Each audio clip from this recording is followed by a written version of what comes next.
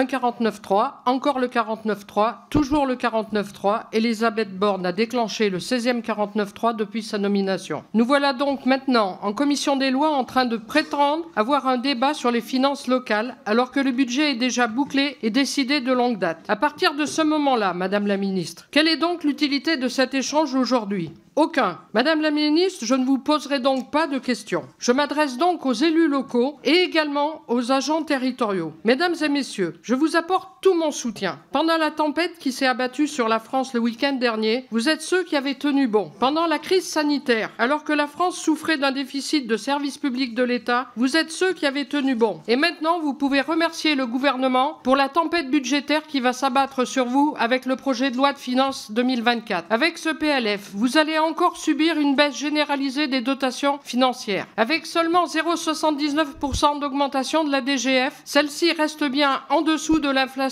prévisionnelle de plus 2,6% établie par le gouvernement et des 3,3% d'inflation prévue avec l'OFCE. Sous la présidence d'Emmanuel Macron, c'est un total de 4 milliards de pouvoir d'achat que vous avez perdu avec l'inflation. Comment le gouvernement justifie-t-il ces baisses de budget avec le soi-disant hausse de l'épargne brute dans vos communes? Dans quelle planète vivent-ils? Les communes épargnent davantage, c'est par la crainte de manquer, pas par excès de ressources. Pour ce qui est des moyens financiers des collectivités qui étaient quand même censés être le centre de nos débats aujourd'hui, lors de son examen en commission des finances, notre groupe LFI-NUPES a fait voter de nombreux amendements pour les collectivités territoriales. Nombre de ces amendements étant préconisés par l'AMF et Départements de France. Nous avons notamment obtenu 500 millions pour un plan de réparation des canalisations, la compensation pour les départements de la revalorisation du RSA, 100 millions d'aides pour les collectivités face à l'inflation alimentaire, la mise en place des tarifs réglementés de vente de l'énergie pour nos collectivités, la fixation d'un délai de réponse maximum pour les demandes de dotation DETR des communes, de financer de 8 millions les centres municipaux de santé et d'abonder le fonds de sauvegarde des départements. Que de victoires balayées par la 16e tempête Borne 49.3. Encore une fois, le gouvernement refuse de respecter le rôle des parlementaires, même ceux de sa minorité présidentielle. Mesdames et messieurs les élus des communes, des départements, des régions, ainsi que vos associations, vous êtes une nouvelle fois méprisés par ce gouvernement. Vous pouvez compter sur notre groupe parlementaire pour continuer à défendre l'intérêt de vos administrés, ruraux comme urbains. Nous vous soutiendrons aussi dans l'exercice de vos mandats, comme nous soutenons tous les élus qui subissent insultes et agressions. Le dernier en date, Raphaël Salin, à Saint-Joachim, pour qui la ministre des collectivités n'a pas eu un mot publiquement.